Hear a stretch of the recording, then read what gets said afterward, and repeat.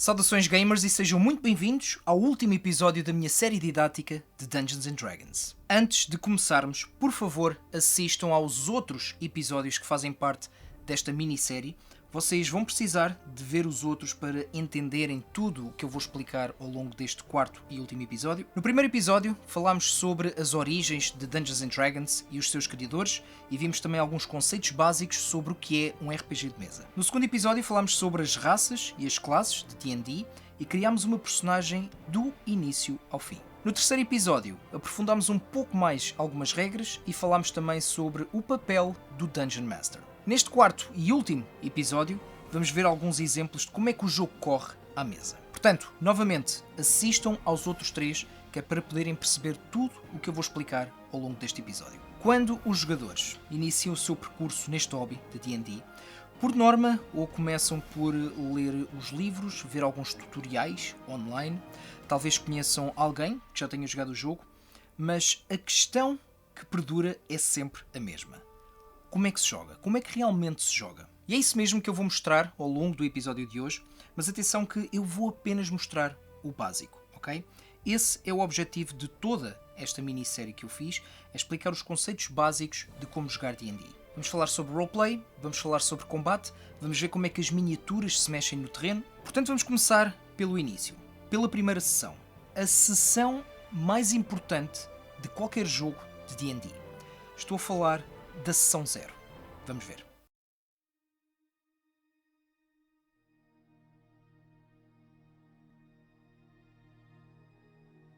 O termo sessão 0 define a sessão que antecede uma campanha de RPG.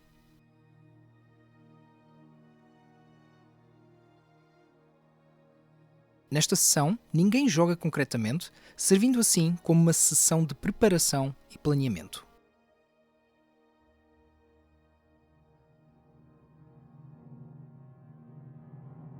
O Dungeon Master propõe a aventura, pode até revelar o setting ou a premissa e estabelece os limites das regras que vai usar. Já os jogadores, por norma, escolhem com que personagem vão jogar, raça e classe, aproveitando muitas vezes a própria sessão 0 para a criação das personagens em conjunto. Desta maneira, não só o Dungeon Master pode ajudar os jogadores com a criação das suas personagens, como o próprio grupo pode preparar a party de uma maneira mais estratega. É aconselhável nesta sessão estipularem os horários, a disponibilidade e a frequência com que vão jogar, principalmente se for uma campanha mais morosa, acaba por ser um compromisso onde o grupo se junta naquele dia, àquela hora, para jogar. Para garantir que todos estão na mesma página, confortáveis, há que estabelecer também alguns limites para o jogo que se vai jogar, não só a nível de temáticas, mas a própria abordagem ao jogo. Uns jogadores sentem-se mais confortáveis com certos temas do que outros, há quem prefira um tom mais leve e cómico ao longo de uma campanha, outros preferem algo mais sério, negro e épico. Certos grupos têm uma abordagem mais tática, com grande foco no combate e no elemento de jogo de mesa, outros grupos preferem uma abordagem mais roleplay.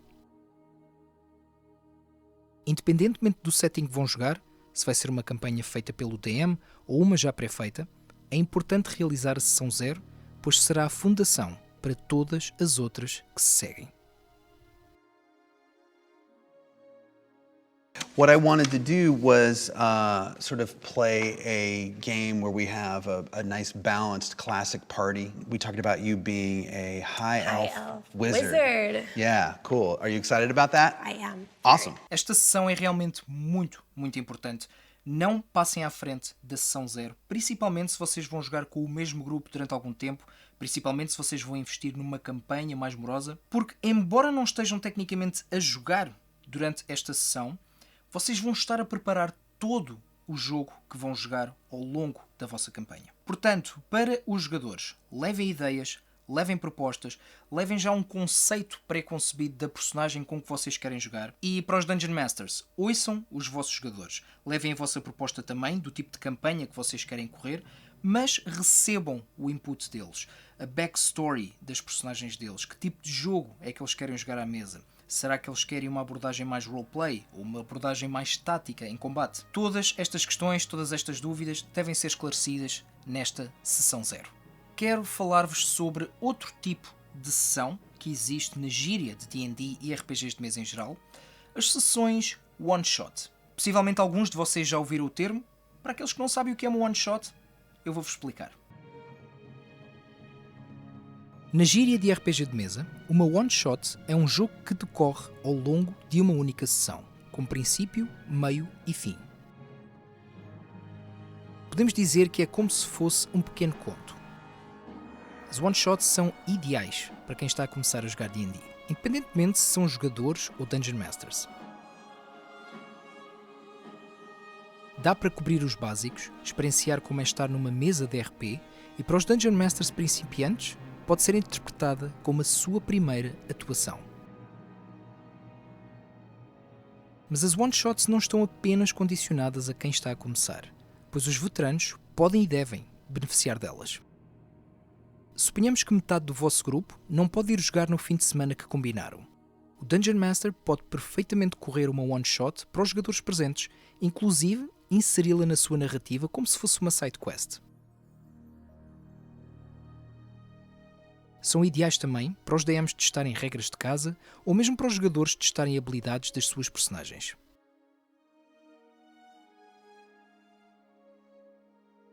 Muitos grupos chegam a aproveitar as datas festivas como pretexto para jogar uma one-shot, como por exemplo uma aventura de Halloween ou uma especial de Natal.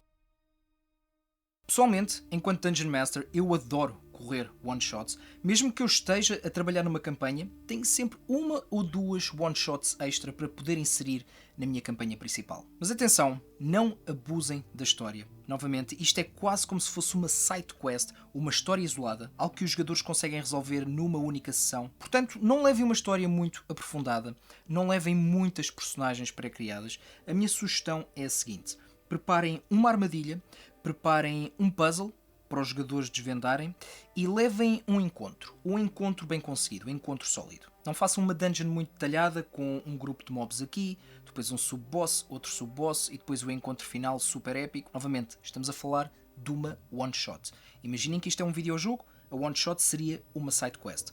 Podem ter um boss, sim, podem ter um encontro, digamos, mais relevante, mas não abusem. Agora, durante o decorrer do jogo, o que é que acontece? Quais é que são as fases? Como é que é realmente jogar D&D? Digamos que existem 4 modos, não modos de jogo, mas 4 estados do jogo que vão decorrendo ao longo das sessões. Primeiro temos em personagem e fora de personagem, depois temos em batalha e fora de batalha. Vamos perceber um pouco mais sobre as diferenças destas fases e como aplicá-las. A gênese de um RPG está no seu nome, Roleplay. Quando os jogadores, ou Dungeon Master, estão em fase de roleplay, chama-se esse momento de in character, ou em personagem. Aqui, os jogadores falam sobre a sua personagem, dando-lhe voz e personalidade. Todos os outros momentos fora de personagem são chamados de off character, ou fora de personagem. Por exemplo, quando o Dungeon Master está a descrever uma cena, ou está a narrar a história, ou quando os jogadores colocam perguntas sobre o que as suas personagens estão a ver, ou quando estão a planear algo entre si, ou até mesmo consultar uma regra nos livros. As próprias personagens também têm 2 momentos seus, in and off battle, que se traduz para dentro e fora de combate. O combate é bastante óbvio, são todos os encontros e batalhas que acontecem dentro do jogo. Quando as personagens não estão em modo batalha, estamos em off-battle.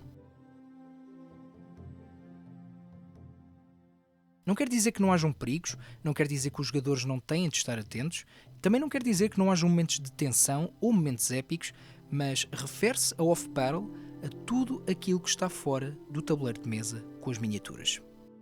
I think there's an assumption that at some point we're all going to grow up and we're going to stop playing games. And so people always say, how does your game end? How's it going to end? And it's like, well, my answer is always, how does the world end? How is your world going to end? And, well, it's probably going to end when I die. Well, for you it is, right? And so the answer is largely the same. It's much like life. More than anything else, the game represents friendship. Já sabemos o que é um RPG de mesa, já sabemos como criar uma personagem, já sabemos qual é que é o papel dos jogadores, qual o papel do Dungeon Master e também já vimos as diferentes fases do jogo. Portanto, só falta uma coisa: a batalha. Vamos simular um encontro D&D. Portanto, tragam a vossa character sheet, agarrem nos dados e nas vossas miniaturas e venham comigo, até à mesa. Ora, aqui temos uma simulação do que seria uma dungeon de Dungeons and Dragons. Este material aqui, isto no fundo é um rolo que se chama-se um game mat, ou seja, um tapete de jogo. O meu já está bem velhinho, de maneiras que isto já foi escrito há muito tempo, de maneiras que já não apaga bem, mas isto são produtos que vocês podem comprar, onde basicamente podem desenhar aqui as vossas masmorras. Atualmente eu jogo com modelos 3D, portanto eu gosto de fazer as minhas dungeons em 3D, etc. No entanto, vocês podem usar aquilo que tiverem à mão. O que temos aqui, temos 3 heróis, vamos supor que temos aqui um dwarf, pode ser um clérigo, temos aqui um warrior e temos aqui um feiticeiro, que chegaram aqui a uma sala onde está um gigante e estão aqui goblins a guardar, digamos, o túmulo ou esta área. Ora bem, em primeiro lugar, dados. Existem muitos dados em Dungeons and Dragons, certo? Eu vou-vos aconselhar novamente, por favor, assistam aos episódios anteriores, principalmente o segundo episódio, onde eu ensinei a fazer uma personagem do início ao fim e onde nós vamos aplicar bastantes coisas que aprendemos nesse respectivo episódio, ok? O dado que vocês mais vão usar é este aqui, o D20, o dado de 20 lados. Ora bem, qualquer decisão que vocês façam, por exemplo, fora de combate, vamos supor que vocês querem investigar algo, certo? Vamos supor que o Dungeon Master diz para vocês utilizarem Perception, é uma das skills. Eu tenho aqui esta character sheet, por acaso esta é a que eu uso atualmente na personagem que eu estou a jogar, que é um Warrior, de momento está em nível 5. Vamos supor que o Dungeon Master, eu digo ao Dungeon Master que quero fazer uma investigação de uma determinada área. Ele diz-me para eu rolar Perception. Ora bem, aqui o meu valor de Perception neste Warrior é mais 5, porque tenho proficiência, tenho depois o bónus do meu Ability Score, etc. Novamente, isto tudo foi explicado no segundo episódio. O que eu vou fazer, tendo em conta que o meu bónus no total é mais 5, eu lanço o D20, que neste caso aqui calhou-me 19, o que é um rolo absolutamente excelente, e adiciono esses 5, que dá 24, certo? Portanto, foi 24 que me calhou no dado, contra um valor que eu não sei, é o valor determinado pelo Dungeon Master, que dita se a minha ação, ao atingir aquele valor, se foi bem sucedida. Ok? Imaginem que esse valor seria 17. Se me calhasse 17 ou mais, neste caso calhou-me 24, eu consegui de maneira eficiente resolver esta skill. O Dungeon Master depois então diz o resultado. Diz que eu, por exemplo, encontro ali algo que pode ser uma armadilha, ou encontro um objeto brilhante, seja o que for. Isto funciona para tudo, ok? Portanto, o D20 é aquilo que vocês mais vão usar no que toca a dados. Os restantes dados, nós nomeamos os dados sempre por D de dado, mais o número que está atribuído ao número de faces que ele tem. Por exemplo, este dado aqui é um dado com 8 lados, ou 8 faces, portanto é o D8. O mais tradicional, ou mais conhecido, seria o D6, o dado de 6 lados. Temos também o D12, temos um D10, temos aqui um D4. Ora bem, estes dados aqui, tirando certas exceções, isso depois obviamente os Dungeon Masters podem ser criativos, isto são dados de dano. Ok? Portanto, vocês quando fazem um ataque em combate, já vamos ver, vocês lançam o D20, tal como para determinar se uma skill foi bem sucedida ou não, para vocês saberem se o vosso ataque foi bem sucedido ou não, depois vão rolar os dados de dano. E estes dados estão atribuídos a armas e a magia. Vamos supor que, por exemplo, vocês estão a mandar um dardo contra um inimigo, seria, por exemplo, um D4.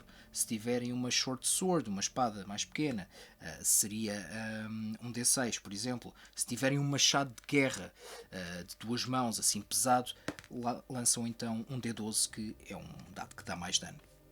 Ora bem, vamos simular então aqui um combate de Dungeons and Dragons. Novamente, eu vou apenas dizer as regras muito básicas. Nós nem sequer vamos descobrir magia aqui, ok? Isso ficará para outra série, para outra temporada que eu faça, porque não vamos incluir aqui porque eu acho que isso já vai complicar um pouco mais. Vamos imaginar esta situação. Vamos supor que os jogadores, os heróis, chegaram a esta sala, digamos que é o último encontro da dungeon, onde está aqui o boss final. O Dungeon Master inicia o combate dizendo: rolem iniciativa. Ora bem, novamente já vimos o que é a iniciativa no segundo episódio. Pegando aqui na character sheet deste fighter, o meu, Ele tem mais 3 de iniciativa. Vamos calcular a iniciativa deste fighter. Vamos supor que é este boneco aqui. Eu rolo o D20. Neste caso calhou-me 3. Muito baixinho. 3 mais 3 deu-me 6 de iniciativa. Ok?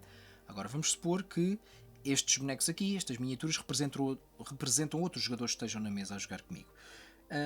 Vamos aqui com o feiticeiro. Vamos supor que tem um mais 4 de iniciativa. 14 mais 4 dá 8. É superior aos 6 que calhou aqui no meu fighter. Vamos agora ali ao Dwarf, por exemplo.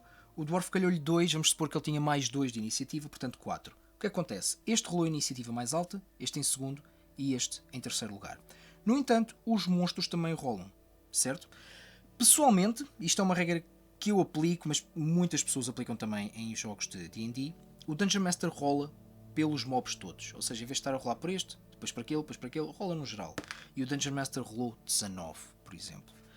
Vamos supor que o bónus era maior, o bónus, por exemplo, do boss, de maneiras que dá prioridade aqui ao lado dos inimigos.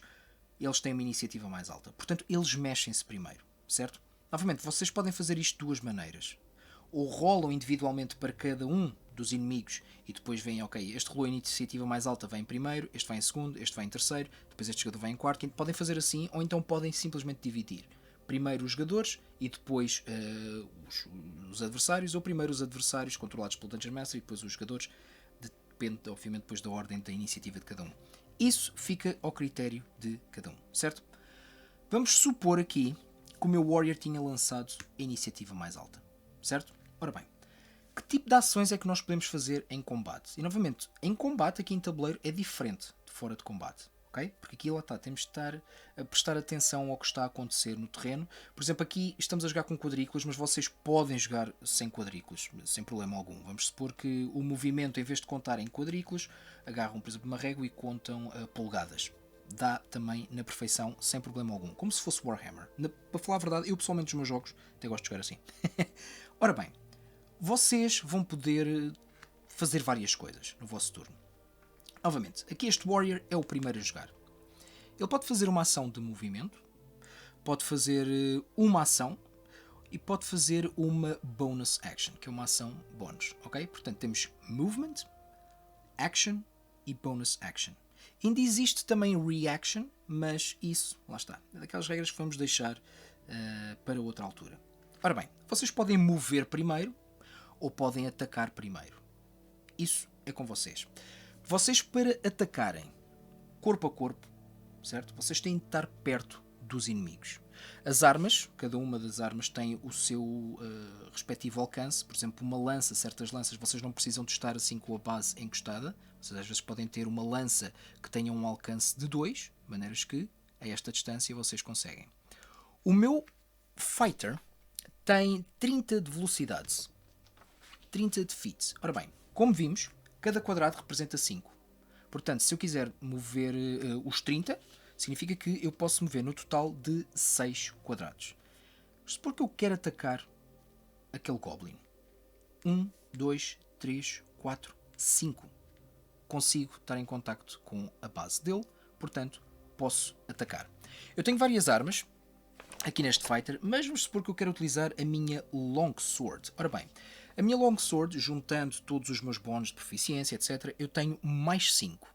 Depois, o dano da minha Longsword, neste caso, é 1d8 mais 3 de dano. Ok? 1d8 mais 3 de dano. Vamos supor que a defesa deste Goblin, vamos supor que ele tem... É um Goblin, portanto... Vamos lhe pôr 12. Vamos assumir que estamos a começar uma aventura e este aqui é o primeiro e último encontro, de uma dungeon. Isto porque ele tem 12 de armadura, certo? Quanto é que eu preciso? Eu preciso de igualar 12, ou então mais, nos dados. O meu bónus é mais 5. Vamos lançar um D20. Calhou-me 12, era exatamente o que eu precisava. 12 mais 5 dá 17, portanto o meu ataque foi bem sucedido. No entanto, eu ainda não lhe dei dano.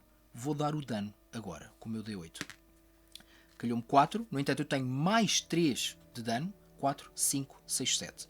Vamos supor que ele tinha 10 de HP. Vamos subtrair estes 7 aos 10 de HP do Goblin. Portanto, ele fica com 3 de HP. Basicamente, é assim que funciona o combate corpo a corpo. Novamente, se eu tivesse aqui uma lança, poderia fazer o mesmo, mas a partir daqui. Porque a lança, tendo em conta que isso depois está tudo especificado na secção das armas do Player's Handbook. Se essa lança tiver mais 2 de alcance, eu conseguiria. O ataque à distância. Isto porque aqui depois este nosso amigo, isto porque ele tinha um arco e flechas.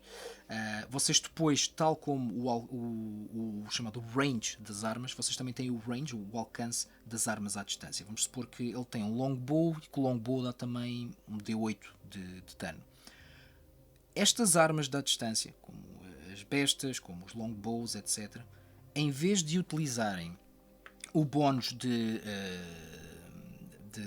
força, utilizam o de Dexterity. É aí que vocês depois vão buscar o ataque bónus a este tipo de armas, ok? Vamos supor novamente aquele Goblin, 12 de defesa, e este nosso amigo tem, por exemplo, mais 4 com o Longbow. Vamos lançar o D20. Calhou 1. Já lá vamos ao 1. Supor que lhe calhou 8. Com 4 de bónus, vamos supor que é o bónus dele, 8, 9, 10, 11, 12. Bate ali mesmo, ali a resvés. É o suficiente para de atingir ele com o arco e flechas, certo? O ataque dele do longbow, vamos supor que eram 8 mais 2, por exemplo. Lembra-se que ele tinha 3 de HP. Calhou 6, mais 2, dá 8, ele morre. Portanto, esta criatura está morta, ok? Vamos voltar aqui um pouco atrás. O 1. O que é que significa quando vos calha 1 ou 20 no dado? 20 é atribuído Critical Damage. Dano crítico. Como se fosse um RPG, os Critical Strikes. Isto é o que significa o 20. Ora bem, vocês podem abordar o Critical Damage de várias maneiras, como quiserem. Há quem role 2 vezes o dano. Por exemplo, vamos supor que eu aqui conseguia um 20 automático nos dados, com o meu Warrior, com o meu Fighter. A força do hábito, para mim, vão ser sempre Warriors. Novamente, ele tem um D8 de dano mais 3, mas vamos supor que tinha-me calhado 20 nos dados. Eu lançava o primeiro dano, 6 mais 3 dá 9, lançava outra vez, 4 mais 3 dá 7, somamos 9 com 7 dá 16, portanto ele leva 16 de dano. Vocês podem aplicar o critical desta maneira. Eu gosto de fazer algo diferente e isto é uma regra minha. Atenção, isto não é uma regra do livro, mas lá está, cada um pode interpretar o jogo como quiser, podemos adicionar regras, etc. Faz parte da beleza do jogo. Eu gosto que o meu critical damage seja o dano máximo. Balancei um pouco as coisas, porque vamos supor que vocês, neste caso, tinham lançado critical damage e rolavam como eu disse. Tecnicamente vocês podiam calhar, por exemplo, 2 vezes, portanto dava 2, mais o bónus do mais 3 por cada roll, portanto 3, 6, 7, 8. Davam 8 de dano, que não foi este o caso, mas davam 8 de dano com o critical roll. Eu gosto de fazer o dano crítico desta maneira. É dano máximo. Quando calha 20, é dano máximo. Neste caso, o critical damage do meu fighter seria 8, 9, 10, 11. Ok? É apenas uma sugestão. Agora, se vos calhar 1, é exatamente o oposto. 1 é falhanço total. Se vocês quiserem apimentar um bocado as coisas, vamos supor que vocês até eram meio toscos. A vossa personagem foi meio tosca quando rolou 1. Em vez de lançar a espada contra o braço sem querer, aleijou-se. O DM pode ser mauzinho e dizer lança um D4 de dano. E vocês, por exemplo, levam 3 de dano por ter calhado 1. Portanto, no fundo, é quase como se fosse uma penalização. Isto é interessante, apimenta um pouco o jogo. Eu gosto destas pequenas coisas. Ora bem, há uma outra regra que foi aplicada pela primeira vez nesta versão atual do jogo, a 5ª edição, que eu adoro. Que é vantagem e desvantagem. Ora bem, o livro depois apresenta várias situações onde vocês podem estar em vantagem, outras onde podem estar em desvantagem. Novamente também é aberta a interpretação. Vamos supor que aqui, estes círculos, vamos supor que eram pilares. Eram pilares, certo? E aqui o nosso dwarf, que tem um arco, está em cima deste pilar. E o pilar está a cerca de 2 metros de altura. Ele consegue ter mais alcance. Digamos que é mais fácil ele acertar aqui com uma arma à distância, lá está porque ele tem mais visibilidade, do que se for de baixo para cima. ele, cada vez que atacar à distância com arco e flechas, aqui para um dos inimigos, ataca com vantagem. O que é que significa atacar com vantagem? Lançamos o D20. Vamos supor que aqui neste caso, ok, foi um resultado muito bom, 17. Mas vamos supor que lhe tinha calhado 3. Péssimo resultado. Mesmo mais os bónus, ele não consegue acertar. Mas ele está a rolar com vantagem. O que é que significa? Lança uma segunda vez e vamos apenas contar o resultado maior. Certo? Isto é ter vantagem. Ao inverso, ter desvantagem. Vamos supor que, por exemplo, nós estávamos num janto de uma cisterna com água pela cintura. Menos mobilidade, certo? Não nos podíamos defender tão bem. E os nossos adversários estavam, por exemplo, na berma a disparar com flechas para nós. Certo? Eles têm muito mais vantagem do que nós. Portanto, eles rolam com vantagem sobre nós. E nós é o inverso. Se estivermos a disparar contra eles, estamos a disparar com vantagem. Portanto, isto aplica-se a várias coisas. Várias. Há vários tipos de cenários onde vocês podem aplicar a vantagem e desvantagem. Como eu gosto de aplicar, eu acho que é a melhor abordagem, senso comum. É fazer uma leitura do terreno. O Dungeon Master depois ajuda-vos com isso e vai determinar se vocês estão numa situação de vantagem ou de desvantagem. Acho que é mesmo a melhor abordagem para isto. Não vou explicar também aqui o que é que acontece quando as vossas personagens chegam a 0. Quando as personagens perdem o vosso HP todo, vocês podem fazer várias coisas. Podem tentar curar a personagem ou podem fazer Death Saving Throws. Mas porquê é que eu não vou explicar isto aqui? A parte da morte das personagens, quando uma personagem morre em combate, consoante o DM, os DMs gostam de fazer de maneira diferente. Vocês, vamos supor, queriam jogar isto a nível mais difícil. Quase como se fosse um jogo Souls. Chega a nível 0, morrem. É perfeitamente jogar Dungeons and Dragons assim. Essa parte eu vou deixar para vocês descobrirem, para vocês decidirem com o vosso Dungeon Master, porque lá está, também vai depender um pouco do tipo de jogo que vocês estão a jogar. Eu mencionei outro tipo de ação que nós podemos fazer, que é uma bonus action. As ações de bónus seria, por exemplo, novamente, estamos aqui a começar o combate, ele lançou a iniciativa mais alta, ele vai fazer, por exemplo, a sua primeira ação de movimento, já está. Depois faz a ação de combate, também já está. Uma bonus action. Bonus action podia ser, por exemplo, ele dizer alguma coisa a um dos aliados. Ou, por exemplo, vamos supor que este aqui estava meio desmaiado, ele podia mover, atacar e retirar uma poção do bolso, para depois mais tarde poder utilizar como ação e curar este companheiro caído em batalha.